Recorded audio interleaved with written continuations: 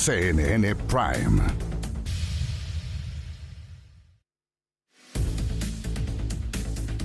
Hola, ¿cómo están? Muy buenas noches, bienvenidas, bienvenidos después de un largo fin de semana lleno de noticias tras la captura de Nicolás Maduro por parte de Estados Unidos, de la intervención militar norteamericana en Venezuela y todos los acontecimientos del fin de semana. Hoy comenzamos esta jornada, que es una jornada además de tolerancia cero especial alargado, en que vamos a tener estupendos invitados con un CNN Prime entonces lleno de noticias y estos titulares.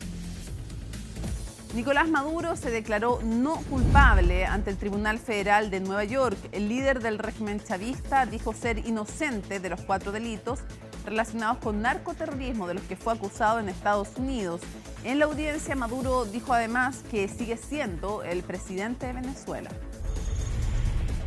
El gobierno salió a defender su condena ante la intervención militar de Estados Unidos en Venezuela. La vocera Camila Vallejo sostuvo que el Ejecutivo actuó en base a la tradición diplomática del país. En tanto, el presidente electo José Antonio Kast, quien reiteró que la detención de Nicolás Maduro es una gran noticia, evitó polemizar con La Moneda. El Tribunal Calificador de Elecciones proclamó oficialmente a José Antonio Kast como presidente electo de la República. La ceremonia estuvo marcada por la presencia de representantes de los distintos poderes del Estado, además de partidos de los timoneles políticos de la oposición y el oficialismo, con excepción del Partido Comunista y del Frente Amplio. Y en el Palacio de la Moneda se realizó esta mañana un reconocimiento a 41 estudiantes que consiguieron buenos resultados en la prueba de acceso a la educación superior, la PAES, realizada en diciembre, y se reveló en esta medición que se mantienen las brechas entre los colegios particulares pagados, los subvencionados y los públicos. Todo esto y mucho más porque aquí comienza CNN Prime.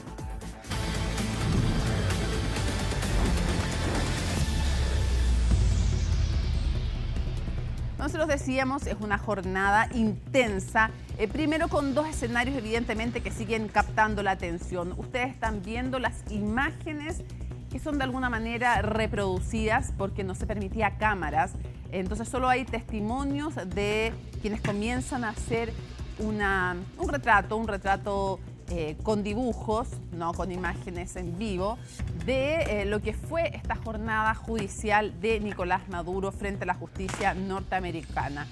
4 cargos entonces que tenía que enfrentar y que enfrentó él y su esposa también. Ambos se declararon, como se dice en jerga norteamericana, la traducción literal es no culpable, que es lo mismo que decir en Chile inocente, pero se dice no culpable, not guilty, frente a los cargos y además de alguna manera con un pronunciamiento también político, diciendo Nicolás Maduro algo que fue reprendido por el juez, que le tuvo que explicar que este no era el momento para hacer ese tipo de declaraciones, pero evidentemente Nicolás Maduro también aprovechó de señalar que desde su perspectiva él seguía siendo el presidente de Venezuela. Y además, esto tiene un sentido político, pero también tiene un sentido judicial. Y además que había sido secuestrado desde su país él y su esposa. Esto tiene, les decía yo, un sentido judicial, pero tiene también un sentido político. Y el judicial tiene que ver con que se va a dar una discusión, que no va a ser tan simple, respecto de, primero, si es o no es reconocido como presidente. Muchos países no le reconocen que sea un presidente básicamente porque se robó las elecciones y por lo tanto no sería ni un presidente ni un mandatario porque no tendría mandato popular. Pero otra cosa que también se va a discutir es la calidad de jefe de Estado y si esta calidad entonces le permite tener la inmunidad que muchas leyes internas le reconocen en Estados Unidos a quienes ejercen el máximo cargo o la máxima responsabilidad. Por otro lado, también se va a discutir, y por eso que sabe y tiene que haber sido aconsejado por su abogado, él sabe también que se va a discutir respecto de la detención, la forma de detención de Nicolás Maduro. Sin embargo, tal como lo señalamos ayer, en general hay al menos 2 o 3 casos que pueden ser paralelos a este que estamos presenciando desde hoy, en los cuales la verdad es que se dice si la persona ha sido detenida de una manera que no parece legal para esa persona y que alega una ilegalidad y que de hecho abiertamente no es regular, resulta que eso, si es presentada la persona frente a un juez, no es un tema en el cual vayan a haber cuestionamientos para la justicia norteamericana. Pero de todo eso y más vamos a conversar hoy día con Alicia Contreras, que se encuentra con nosotros aquí en el estudio para recapitular la jornada. Alicia, ¿cómo estás? Muy bien, ¿y tú, Mónica? Muy bien. Vamos a hablar de lo que ocurrió en Estados Unidos, pero también obviamente lo que ocurrió en Venezuela, donde, entre otras cosas, se instaló la Asamblea Legislativa. Exacto, y ya asumió, fue investida Delcy Claro, Rodríguez como presidenta ya encargada de Venezuela. Fueron varios hechos los que pasaron a lo largo del día, porque además también se reunió el Consejo de Seguridad de la ONU. Pero partamos entonces con lo que ocurrió a las 2 de la tarde. Fueron bien puntuales en Estados Unidos, en la corte en Manhattan, donde finalmente entonces tuvo su primera audiencia Nicolás Maduro, y también entonces su esposa Cilia Flores se declaran no culpables de todos los cargos, y más aún, Nicolás Maduro dice: yo sigo siendo el presidente de Venezuela, fui secuestrado y soy un prisionero político. Y también se adelantó la línea de defensa entonces de Nicolás Maduro, que al parecer van a apuntar a la ilegalidad de esta detención. ¿Qué fue lo que ocurrió hoy día? Lo tenemos en el informe de Laura Soto. Veamos. Ahí estamos viendo a Cilia Flores, esa imagen en vivo que llega de Estados Unidos con lo que se entiende serían grilletes, ¿no? Y ahí está Nicolás Maduro acompañándola allí, ambos vestidos de manera similar. Totalmente.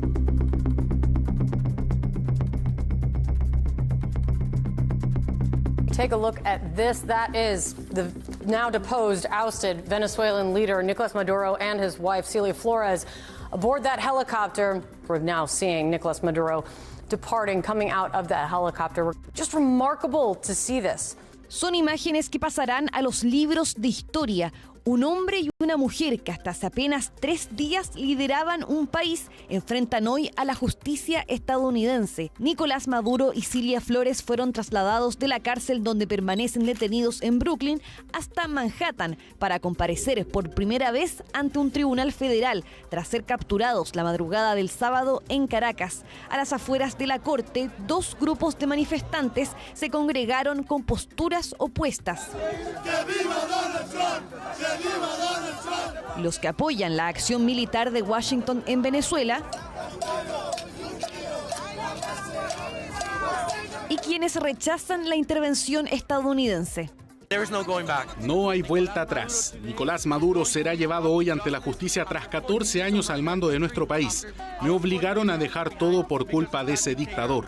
Estoy aquí porque 8 millones de venezolanos se han visto obligados a huir de su patria por culpa de ese dictador.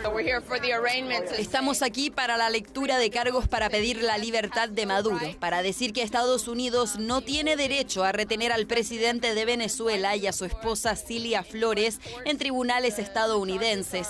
Los cargos son mentiras y en realidad son una tapadera para la verdadera agenda política.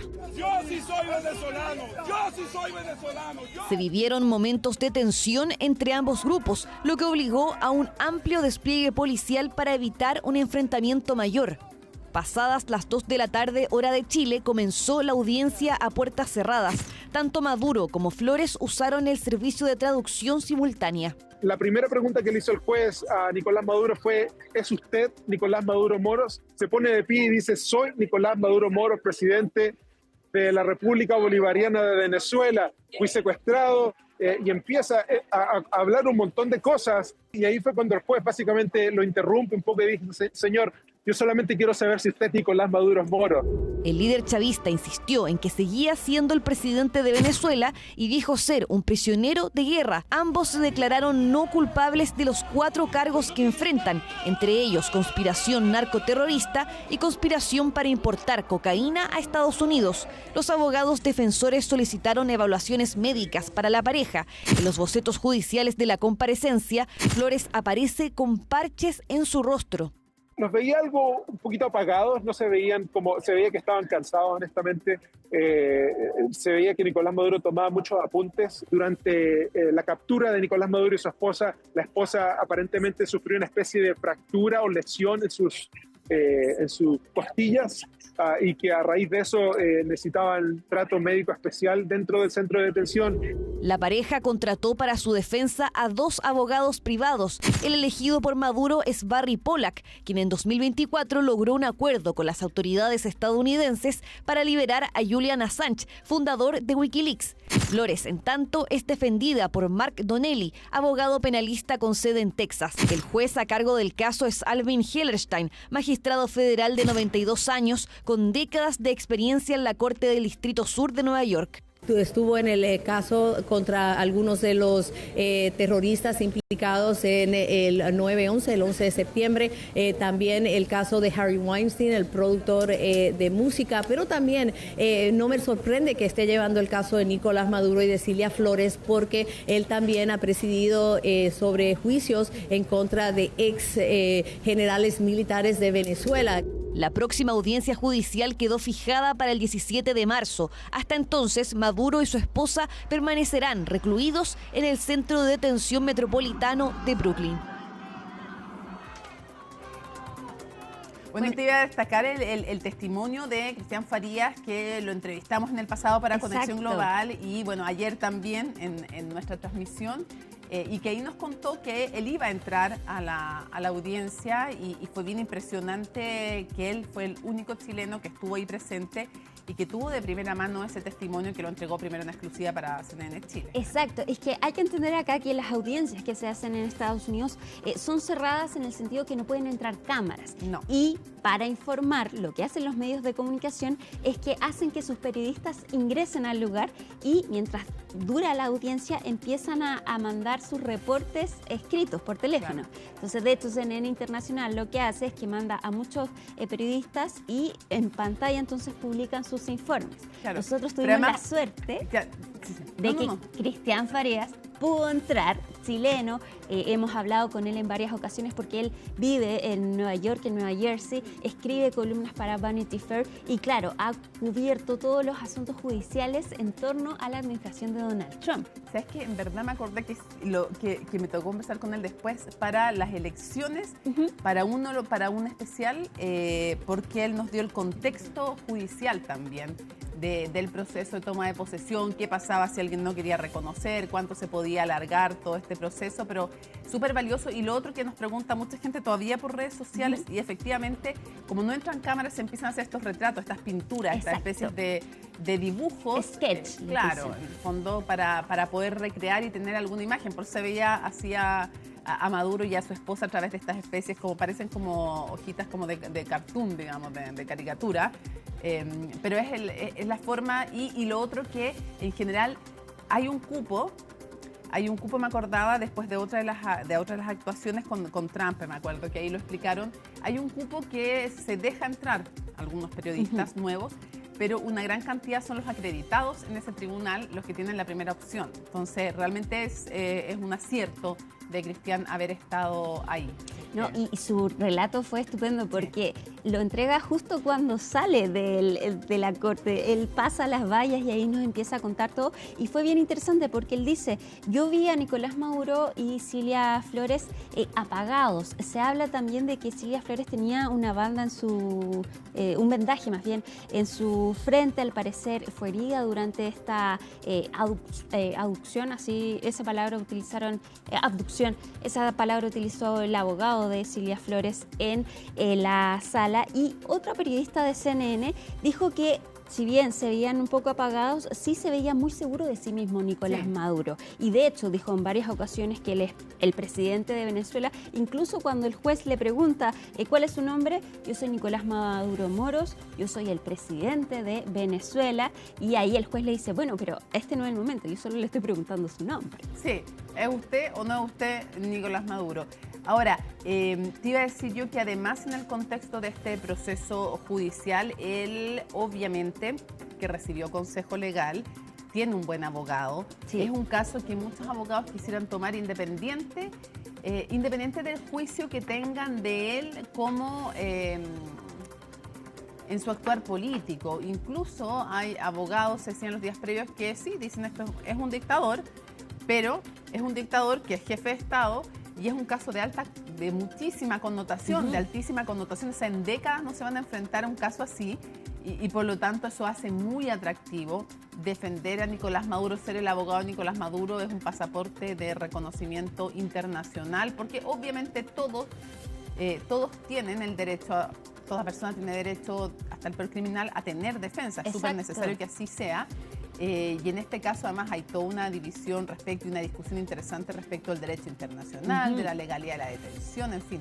De verdad que va a ser un caso que se va a seguir y se va a estudiar por décadas. Exacto. De hecho, en un momento se habló que podía ser que Nicolás Maduro tuviera el abogado designado por la Corte. Sin embargo, claro, justo minutos antes se confirma que es este abogado que también estuvo en el juicio en contra de Julian Assange, en la defensa. Sánchez, ni más ni menos. Imagínate lo complicado que era ese caso. Y además tiene muchos éxitos judiciales a su haber este abogado. No estoy diciendo que por eso los vaya a tener en este caso, pero me refiero a que no es cualquier abogado. Es tremendamente conocido, se maneja muy bien en el ambiente judicial norteamericano.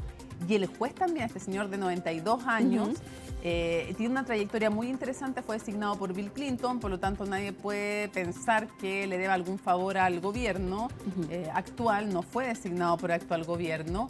Y él ha destacado mucho lo que le importa la independencia judicial. Él es de ascendencia judía y siempre ha dicho que no hay cupos religiosos y que la religión, el origen, los pensamientos políticos que alguien tenga, estaba viendo algunos escritos y declaraciones anteriores de este juez, no pueden ni deben influir, y él cree que en general no influyen en el desarrollo de la judicatura y que es importante que eso sea así. El próximo 17 de marzo va a ser la siguiente audiencia. Preso por mientras. Preso por mientras. Presos, en plural. Ambos en esta prisión de Brooklyn, donde está Luigi Mangione, Sean Diddy. Pero allá está nuestra compañera de CNN Internacional, María Santana, que nos entrega un informe de qué fue lo que pasó en esta audiencia.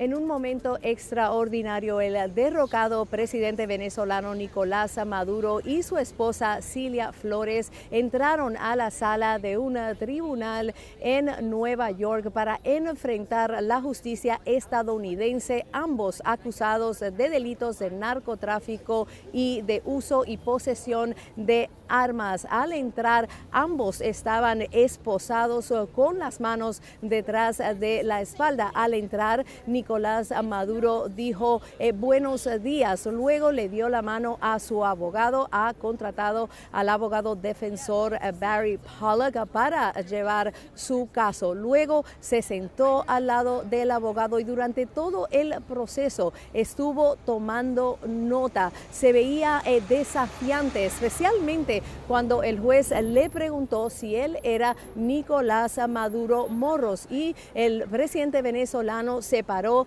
y le dijo al juez: sí, soy Nicolás Maduro, el presidente constitucional de la República Bolivariana de Venezuela. Y luego dijo que fue secuestrado por una intervención militar de los Estados Unidos el 3 de enero y se declaró prisionero de guerra. Dijo: soy un prisionero de guerra y me acojo a los acuerdos de Ginebra y Viena como prisionero de guerra. El juez lo interrumpió y le dijo: este momento no es para ese tipo de declaraciones, solo quiero saber si se va a declarar culpable o inocente de los cargos que pesan en su contra. Y ahí Nicolás Maduro dijo que no es culpable, que es inocente y que es un hombre decente. Reiteró en varias ocasiones que es el presidente de Venezuela. Su esposa también se presentó ante el juez como la primera dama de Venezuela y también se declaró inocente. Dijo: no soy culpable, soy completamente inocente. Sus abogados pidieron una revisión médica para ambos. El abogado de Cilia Flores dijo que ella sostuvo heridas graves durante la operación del ejército estadounidense que terminó con la captura de ambos. El juez luego programó la próxima audiencia para el 17 de marzo a las 11 de la mañana. Cilia Flores y Nicolás Maduro permanecerán recluidos en la prisión federal de Brooklyn hasta esa próxima audiencia. María Santana, CNN, Nueva York. Bueno, eso pasó en Estados Unidos. Entonces queda detenido en Brooklyn Cilia Flores, Nicolás Maduro. Ambos dicen que se declaran no culpables, inocentes, frente a estos 4 cargos. Y el próximo 17 de marzo es la segunda audiencia. Pero ¿qué pasó en Venezuela? Porque ahí también era un día muy importante. Por un lado, se instaló la Asamblea Nacional, se instala los 5 de enero, entonces, esta nueva etapa legislativa, y ahí se esperaban 2 cosas. Una, que fuera nuevamente elegido presidente de la Asamblea Nacional Jorge Rodríguez, hermano de Delcy Rodríguez, y también se esperaba que fuera la Asamblea respaldara a Delcy Rodríguez como presidenta encargada de la nación, a pesar de que ayer ya había hecho su primer acto como presidenta encargada al convocar a su Consejo de Ministros.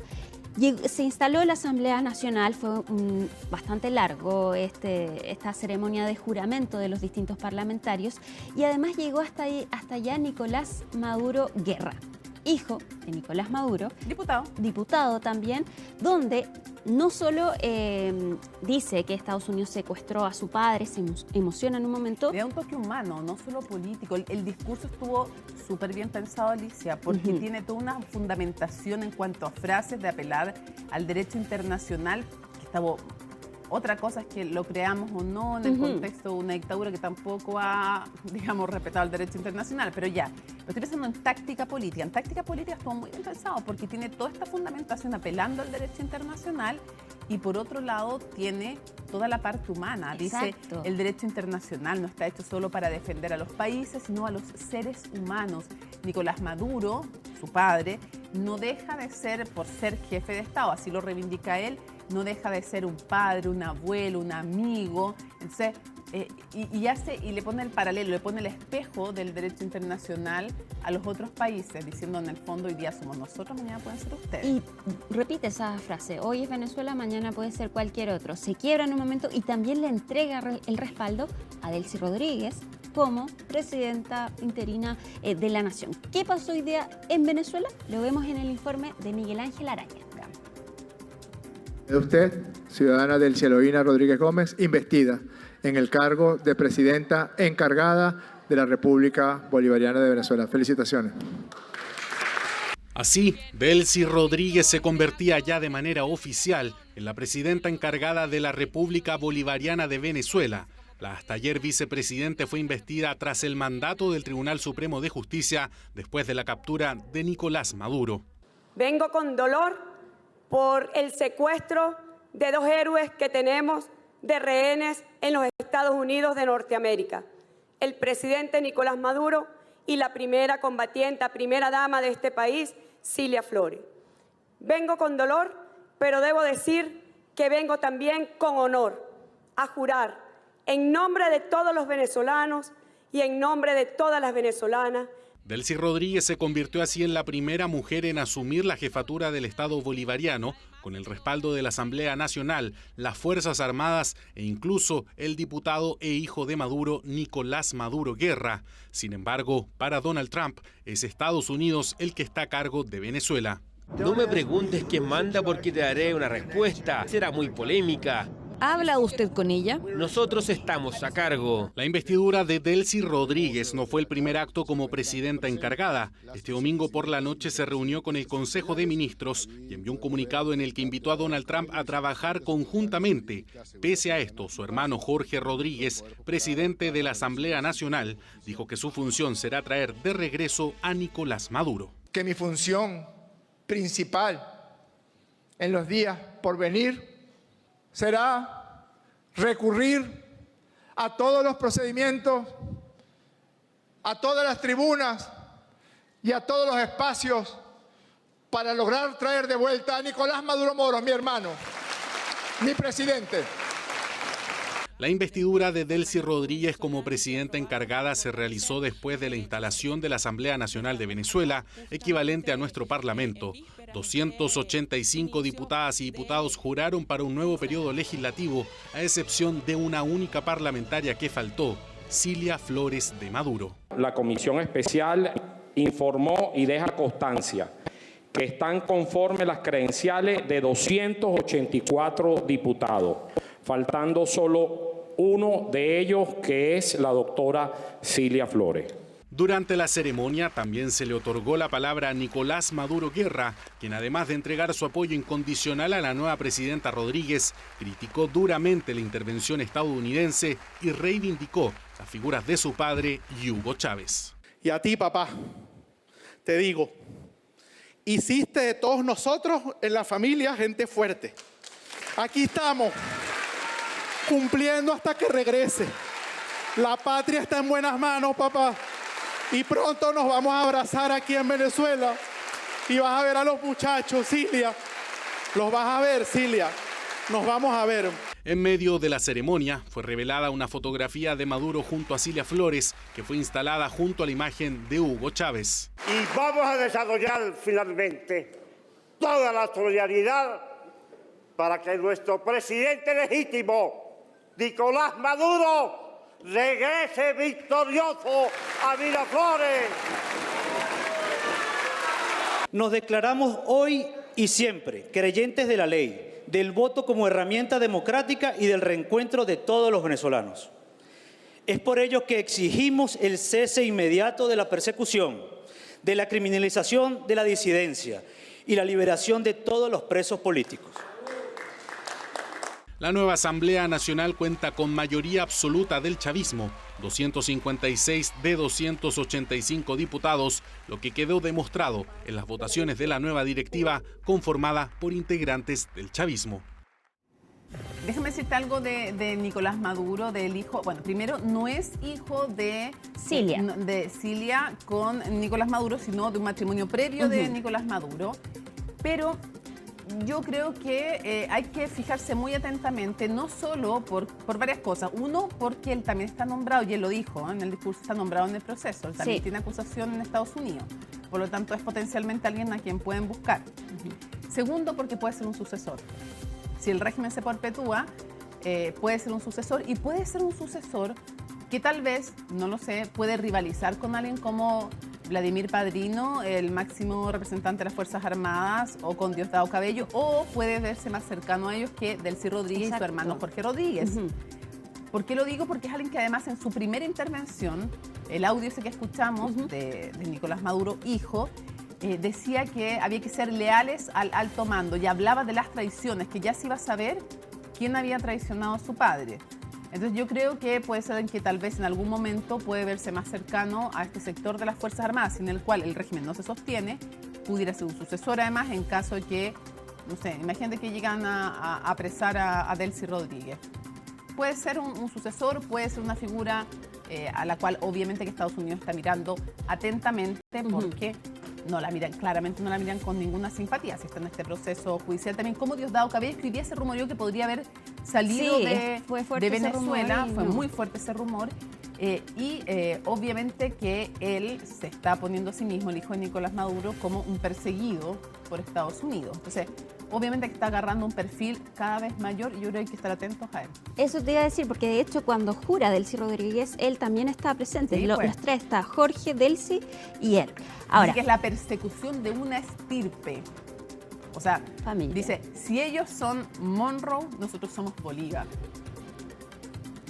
También, esto pasa en Venezuela, pero hoy día fue la reunión de seguridad de la ONU. Sí, pues del Consejo de Seguridad. Exactamente, que fue convocada de emergencia. Se realizó hoy en la mañana, fue previo a a que se instalara la Asamblea Nacional en Venezuela. Esto fue durante la mañana en Nueva York, y ahí hablaron distintos embajadores. Habló el embajador de Venezuela ante la ONU y también el embajador de Estados Unidos ante la ONU, Mike Waltz, que tuvo una retórica muy parecida a la de Marco Rubio. Dice que ellos no están en guerra con Venezuela, que no han ocupado ningún país, y reitera que acá lo que hicieron fue capturar a alguien que estaba siendo buscado por la justicia estadounidense. De hablar de un acto policial, del cumplimiento de una orden judicial para la cual da cobertura el Departamento de Estado, pero lo que está haciendo el cumplimiento de una orden judicial.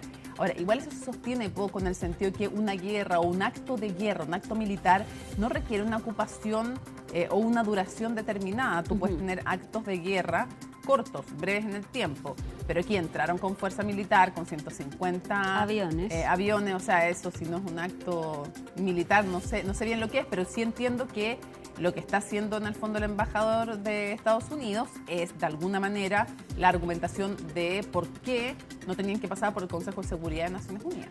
Revisemos las declaraciones del embajador de Estados Unidos y también del embajador de Venezuela. Secretary Rubio has said there is no war against Venezuela or its people. Como ha dicho el secretario Rubio, no hay guerra contra Venezuela ni contra su pueblo. No estamos ocupando un país. Esta fue una operación policial para dar cumplimiento a acusaciones legítimas que han existido durante décadas. Estados Unidos arrestó a un narcotraficante que ahora será juzgado en Estados Unidos conforme al Estado de Derecho por los crímenes que ha cometido contra nuestro pueblo durante 15 años. El 3 de enero del 2026 constituye una fecha de profunda gravedad histórica, no solo para Venezuela, sino para el sistema internacional en su conjunto. Ese día la República Bolivariana de Venezuela fue objeto de un ataque armado ilegítimo, carente de toda justificación jurídica, por parte del gobierno de los Estados Unidos de América. Venezuela es víctima de estos ataques por razón de sus riquezas naturales. El petróleo, la energía, los recursos estratégicos y la posición geopolítica de nuestro país han sido históricamente factores de codicia y de presión externa. Cuando el uso de la fuerza se emplea para controlar recursos, imponer gobiernos o rediseñar estados, estamos ante una lógica que remite a las peores prácticas del colonialismo y del neocolonialismo. Tanto el secretario general de la ONU como distintos países de Latinoamérica, más bien, se fueron a la postura de que acá se debía respetar el derecho internacional, también de respetar la soberanía de los países y es por eso que para ellos es necesario condenar este ataque que realiza Estados Unidos en Venezuela. Digo, hoy día están más preocupados que ayer, o sea, que desde que pasó todo esto, en verdad hay preocupación en Dinamarca, por Groenlandia, en Panamá, por el canal, a pesar de que es un gobierno de derecha, pero ya está claro lo que ha dicho Trump. Panamá, quien tiene las actas electorales de la elección venezolana. Buen punto. Colombia, Cuba, México, entre otros. O sea, por lo menos 5 países que están en la mira de Estados Unidos porque los ha mencionado el presidente Donald Trump. No porque lo esté inventando yo ni tú, digamos. Así es que ojo con eso, hay preocupación evidentemente y en unos casos se trata de gobiernos de derecha, en otros de izquierda, en otros de dictaduras, en otros de democracia. De igual manera se habla de un nuevo orden internacional. Irán también, otro país importante en ese listado. Alicia, muchísimas gracias. Seguimos atentos a todo lo que ocurre y nos vamos a la frontera entre Colombia y Venezuela con Martín Ortiz, que está en ese lugar en Cúcuta, para contarnos cómo ha sido esta jornada. Martín, una jornada en que vuelve a recibir o a crearse discusión a raíz también, entre otras cosas, de los calificativos del presidente Donald Trump ayer a bordo del avión del Air Force One, diciendo que básicamente estaba produciendo cocaína, que lo estaba soportando y tolerando el presidente Petro y por lo tanto que también, ojo ahí, que le queda poco básicamente. Pero te pregunto, no, que le queda poco lo dijo respecto de Cuba, pero que estaba en el fondo en una situación complicada, está en la mira básicamente. Antes de que me cuentes de eso, quiero preguntarte cómo ha sido la situación hoy día, si dado que es un lunes hubo más movimiento o no, ¿qué ambiente hubo ahí en la frontera? Oye, ¿cómo estás? Mónica, también Alicia, un gusto saludarlas desde acá, desde Cúcuta. Son 2 horas más y eso es muy importante para el inicio del relato porque comienza ya la vuelta masiva o lo que va quedando de la vuelta masiva de los venezolanos que han estado transitando, particularmente han estado durante esta jornada acá en territorio colombiano. ¿Por qué digo durante la jornada? Porque es gran cantidad de personas, de venezolanos particularmente, que vienen desde el sector, por ejemplo, de San Antonio, que es el primer villorrio, el primera especie de caserío de lugar habitado que queda posteriormente a la frontera de Venezuela, que se movilizan hasta este lugar constantemente. Frontera que abrió a las 6 de la mañana aproximadamente y que se notó. Si la pregunta es si cambió un poco del fin de semana, esta jornada se notó bastante el cambio de flujo de personas y particularmente de las que se movían durante la mañana, desde el lado venezolano al lado colombiano, y durante esta hora las que se van moviendo en sentido contrario hasta ahora. Y es un relato que se lo he escuchado a colegas de distintas partes del mundo con los cuales hemos conversado y que también lo han expresado. Se lo hemos escuchado principalmente a las personas, a los venezolanos y a los colombianos, una tensa calma. Suena un poco cliché, suena un poco una frase repetida que se ocupa en el periodismo, pero que es un factor a considerar pensando en lo que se vive durante estas horas y durante ya el transcurso de los días tras la incursión de Estados Unidos hacia Caracas y posteriormente la salida de Nicolás Maduro del poder en Venezuela. Y esto se debe, y también lo conversábamos ayer Mónica y Alicia, en lo que tiene relación con los siguientes pasos que puede dar Estados Unidos, concretamente, y la relación que va a tener ahora con las nuevas figuras de poder en Venezuela, en el caso particular de Delcy Rodríguez. Y lo que pasa acá en Colombia, tal como tú hacías la bajada muy bien, fueron las palabras del presidente Donald Trump durante la jornada de ayer, en la tarde-noche, refiriéndose nuevamente al presidente Gustavo Petro, presidente que como acción, una vez conocido lo que ocurrió en Venezuela y en Caracas, se reunió con distintos ministros acá en Colombia, particularmente con el ministro de Defensa, y articuló la movilización de distintas fuerzas armadas a particularmente los sitios o las fronteras terrestres más importantes. Esta es una, el Paso Internacional Simón Bolívar. De hecho, todavía está el contingente militar a esta hora, eso de las 8 de la noche hora colombiana, 10 de la noche hora de Chile, se comienzan a retirar para ya a las 6 de la mañana estar de nuevo de vuelta. Y ante las palabras de Donald Trump, también el presidente Gustavo Petro respondió a la interpelación, por llamarla de alguna otra forma, o este ir y venir de declaraciones entre ambas figuras, que tal como las escuchaba ustedes muy bien, ha tenido los ojos puestos no solamente de lo que pueda ocurrir en Colombia, también en Cuba y en otros países, Dinamarca, también en Medio Oriente, con algunos lugares particularmente como Irán. Pero en el caso de Colombia, el presidente Gustavo Petro le salió a responder, o le ha ido respondiendo a Donald Trump durante las jornadas, e incluso dijo que él, en algo no tan literal o en algo no que se vaya a cumplir como tal, pero la posibilidad del uso de las armas por parte de él si es que hay que defender el territorio colombiano y particularmente lo que tiene relación en esta ahora declaraciones de ida y vuelta entre el presidente de Estados Unidos y el presidente de Colombia, que como sabemos muy bien, la relación es de todo pero menos amistosa. Recordar, por ejemplo, que hace un tiempo atrás el presidente Gustavo Petro también tuvo un conflicto relativo ahí en Estados Unidos con un tema de una visa, así que ya no es la primera vez que se enfrentan públicamente y también que tienen estos dimes y diretes entre ambas figuras. Lo que nos concentra acá, y sobre todo en el Paso Simón Bolívar, es una tranquilidad. Ha aumentado el flujo, pero todavía no vemos a personas que vengan saliendo de Venezuela, particularmente por lo que ocurrió el fin de semana, ni tampoco a personas con las cuales hemos podido conversar que vengan ingresando a territorio venezolano por Colombia en torno a lo que fue la incursión de Estados Unidos en Caracas el pasado sábado en la madrugada, ahí en territorio venezolano, particularmente en Caracas. Martín, muchísimas gracias por toda la información de cada una de estas jornadas, además completos informes desde el lugar de la noticia, desde esta frontera entre Colombia y Venezuela, que seguimos atentamente porque obviamente que hay cada vez más tensión. No necesariamente por el tema, lo hemos explicado, de ese flujo que no se produce desde el momento en que no se producen grandes cambios al interior todavía de Venezuela respecto del régimen, pero sí por la tensión que se va creando colateralmente con una especie de efecto dominó a raíz de las declaraciones del presidente Donald Trump y de lo que significa además lo que ha hecho en Venezuela. Muchísimas gracias, buenas noches. Buenas noches, que estén muy bien. Chau, chau. Bueno, Nicolás Maduro va a esperar los avances del proceso judicial en su contra en el Centro Metropolitano de Detención de Brooklyn, una cárcel cuestionada por las condiciones insalubres, dicen, en que van a permanecer algunos internos. Pablo Figueroa nos cuenta cómo es este recinto penitenciario.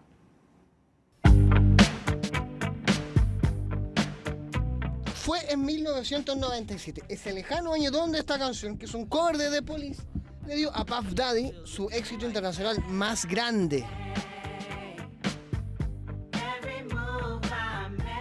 inmortalizado una década antes por The Police, causó furia en su escritor y autor. Estamos hablando de Sting, quien empezó a cobrar los royalties de este abuso de su melodía. Le deseó las penas del infierno a en ese entonces un famosísimo Puff Daddy. Como una ironía del destino, Puff Daddy finalmente llegó a ese infierno. No al que probablemente pensaba de forma malhumorada Sting, sino a uno real, y uno que está en Brooklyn. Estamos hablando del Centro de Detención Metropolitano de Nueva York, en donde cayó finalmente Puff Daddy. Mismo lugar donde llegó Nicolás Maduro. La cárcel de Brooklyn es el epicentro mundial del crimen, el centro de detención más famoso por albergar desde expresidentes, líderes de sectas hasta algunos narcos más temidos. Y en el último tiempo está en el ojo del huracán por las condiciones de sus instalaciones y el asesinato de 2 presos. Y por muchos, los que han estado ahí lo han bautizado como el infierno sobre la tierra. Tiene barras importantes de acero y otras de protecciones que incluso no puede penetrar un camión de muchas toneladas. Está justamente previsto para ser una cárcel provisoria. Es muy inhumana producto de las condiciones que puede tener esta cárcel. Por ejemplo, se dice que el expresidente o el dictador Nicolás Maduro, junto con su esposa, están en la zona del Hoyo. La zona del Hoyo está en los pisos superiores de esta cárcel. Son celdas de 5 metros cuadrados, están las 24 horas con la luz prendida. De las 24 horas, 1 hora solamente pueden salir y simplemente tienen racionamiento también de alimentos, entre otras. La prisión federal tiene alrededor de 1.200 reclusos, los que esperan ser juzgados en tribunales federales. Desde que cerró el Centro Correccional Metropolitano al sur de Manhattan, y acá pasaron reclusos desde Joaquín El Chapo Guzmán al expresidente hondureño Juan Orlando Hernández. Pero también estuvo ahí la británica Ghislaine Maxwell, socia y cómplice del depredador sexual ya fallecido Jeffrey Epstein, quien denunció en su momento que las condiciones eran inhumanas, crueles y degradantes. Es una antigua cárcel que tiene algunas mejoras, me imagino, algunas ampliaciones, y ningún lugar es agradable como centro de detención, y al parecer esta cárcel, producto de la antigüedad que tiene y producto de la peligrosidad que tienen las personas que son destinadas a este lugar en tránsito o al cumplimiento de condena, sea un lugar complejo. Esto es un símbolo que hace Estados Unidos, porque con Nicolás Maduro te está diciendo, si usted quiere atentar en contra de Estados Unidos, bueno, sufra las consecuencias, y estas consecuencias son un trato indigno, un trato inhumano en una cárcel como esta. Celdas de 5 metros cuadrados, la luz siempre prendida, son parte del que es uno de los lugares más hostiles sobre la tierra en la actualidad. Volvemos con noticias nacionales. La proclamación oficial en el Tricel de José Antonio Kast como presidente estuvo marcada por la situación en Venezuela. Mientras el líder republicano evitó polemizar con la moneda por las diferentes visiones ante la intervención militar de Estados Unidos, la vocera de gobierno Camila Vallejo reiteró la condena que hizo el presidente Gabriel Boric por lo ocurrido este fin de semana. Los detalles en el informe de Colombia Eichholz. ¿Va a negociar con Venezuela, con Nicolás Maduro? Yo creo que cuando yo sea presidente ese tema ya va a estar resuelto. ¿Por qué usted cree que Nicolás Maduro no va a estar en el gobierno? Cuando yo sea presidente el problema va a estar resuelto. Y en efecto, exactamente un mes después de esa declaración, Nicolás Maduro fue capturado por el gobierno de Estados Unidos y trasladado para enfrentar a la justicia. La intervención militar fue condenada ese mismo día por el presidente Gabriel Boric, mientras que José Antonio Kast emitió una declaración en redes sociales en la que aseguró que la detención era una gran noticia para la región. Posturas contrapuestas frente a las cuales, durante su proclamación como presidente electo, el líder republicano optó por no polemizar. Yo no voy a profundizar en un debate que a nosotros no nos soluciona los problemas en Chile. Nosotros no vamos a entrar a polemizar en esa área. El presidente tiene su derecho legítimo de plantear una posición y yo tengo el legítimo derecho de tener una posición clara. Posición que durante esta jornada el gobierno volvió a defender en el marco del debate generado por la acción emprendida por Donald Trump, mientras que desde la oposición, más que condenar la intervención militar, se hizo un llamado a que el país transite hacia una democracia plena. Ningún país puede intervenir o atacar militarmente a otro, sea salvo cuando se trata de una legítima defensa. Y lo que ha sucedido con el ataque militar de Estados Unidos en territorio venezolano, aquí en América Latina, vulnera ese derecho internacional. Hay que retornar a la democracia en Venezuela. No hay nadie en el mundo que no reconozca que había que poner un punto final a la presencia de Maduro, pero es una noticia en desarrollo. Ustedes han visto, ¿no es cierto?, que está toda la situación y el cuestionamiento que pasa con las autoridades aún vigentes. Autoridades políticas de oficialismo en nuestro país que a partir de la postura que tomó José Antonio Kast frente a la situación en Venezuela decidieron restarse de la ceremonia en el Tricel de proclamación como presidente electo pese a haber recibido una invitación. Es legítimo que el presidente del Partido Comunista manifieste hoy día que no puede estar en esta ceremonia porque tenemos una diferencia. Pero hay otras materias donde tendremos que conversar. Más que los ausentes, que no es ninguna sorpresa que el Partido Comunista no haya venido, yo quisiera recalcar las presencias. Habían contado con las presidencias de partidos de izquierda, por ejemplo, pero no excluyentemente, el PPD o el Partido Socialista, es algo que hay que relevar. El presidente José Antonio Kast ganó las elecciones limpiamente y por lo tanto uno esperaría que todos reconozcan ese resultado. Resultado que según reconocen desde el Partido Comunista y el Frente Amplio, ambos ausentes en la ceremonia protocolar asumieron como tal. Creo que hay que preguntar a Lautaro Carmona cuáles son las razones. Yo no creo que no haya ido por no querer estar. Así que la verdad es que desconozco cuál es la causa. Soy una persona que cree en la democracia, que cree en la república y que cree en que más allá de nuestras diferencias hay que siempre estar ahí. Yo personalmente me comuniqué para aceptar la invitación. Los hechos cambiaron, o sea, no iba a estar en una acción que yo fuera en sí mismo motivo de alguna provocación que distorsione la esencia del acto. Tuvimos un problema de tope de agenda, es un lunes muy complicado, hubo muchos temas el fin de semana, teníamos que trabajar en otros temas y priorizamos eso. Prioridad que en su agenda José Antonio Kast le está dando a la creación de un corredor humanitario para facilitar el retorno de venezolanos a su país, donde aún existe incertidumbre por lo que pueda ocurrir en los próximos meses. Lo cierto es que esta semana el mandatario electo viajará a Perú para abordar con el presidente José Gerí justamente alternativas a la crisis migratoria.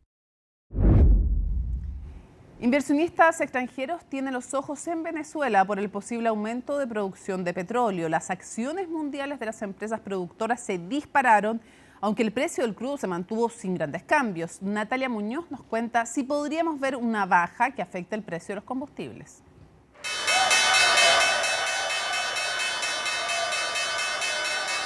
Así abrió Wall Street este lunes. Representantes de las Fuerzas Armadas inaugurando el día tras la invasión y ataque de Estados Unidos a Venezuela, en una jornada marcada por la volatilidad del precio del petróleo, con expectación en el llamado Tesoro Caribeño. El mercado bursátil ha tenido un comienzo positivo esta semana. Una razón para ello es, sin duda, la especulación en torno al precio del petróleo tras la intervención de Estados Unidos en Venezuela. Ahora existe la esperanza de que el precio del petróleo se mantenga bajo a largo plazo. Esto, por supuesto, también podría ser positivo para la economía.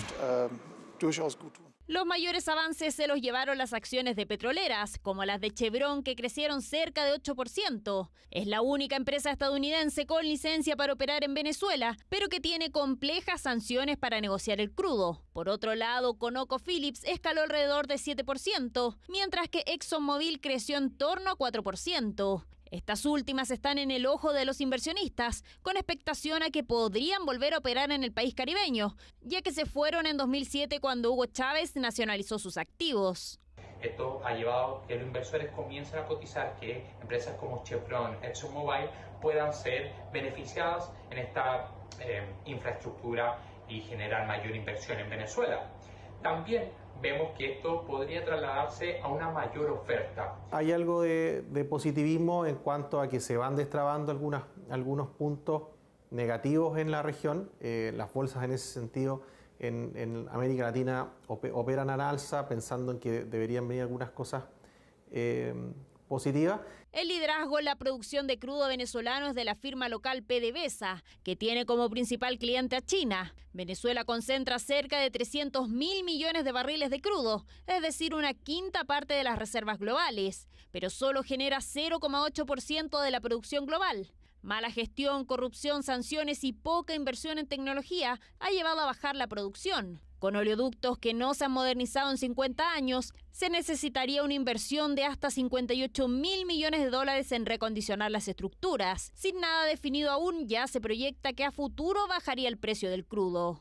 Los 3 países que más producen petróleo pesado son Canadá, Venezuela y Rusia. Este mayor acceso de petróleo pesado desde Venezuela va a permitir en el mediano plazo rebajar el costo de producción de las refinerías en la costa del Golfo y Michigan, que recibe petróleo de Canadá, y eso va a repercutir en una caída en el precio de paridad de importación. Eso sí, una caída significativa en el precio del crudo no la veríamos a corto plazo, sino más bien el impacto sería entre 5 a 10 años, cuando eventualmente se comienza a producir. El efecto de corto plazo es de un impacto positivo sobre las petroleras estadounidenses principalmente, y solo en el mediano y largo plazo es positivo para el resto del mundo, incluido Chile, por una mayor producción de petróleo en este lado del mundo y más cerca de Chile, lo que haría que se mantenga un menor precio, siendo el principal insumo en la cadena de producción o distribución. Analistas proyectan que los futuros del crudo Brent y WTI se mantengan en sus valores actuales en un escenario de incertidumbre, donde la recuperación económica de Venezuela sería lenta si es que se produce. Termina CNN Prime, pero no quiero dejar de destacar que hoy día vamos a tener en Tolerancia Cero estupendos entrevistados. Por de pronto, un lujo. Primera vez que habla sobre la crisis de Venezuela y lo va a hacer en exclusiva en Tolerancia Cero Claudio Grossman, tremendo jurista internacional, fue coagente, fue nuestro agente en el juicio ante la Haya, entre otras muchísimas cosas. Así es que es un lujazo tenerlo. También va a estar el ministro de Hacienda, Nicolás Grau, y nos va a acompañar también el experto en relaciones internacionales, Jorge Sanz. Así que todo el panel además dispuesto y invitados de lujo, como siempre, en Tolerancia Cero. Así que después de Pares e Impares nos reencontramos para un gran programa. Lunes 5 de enero, así estuvo nuestro país y el mundo. Somos CNN Chile. Buenas noches.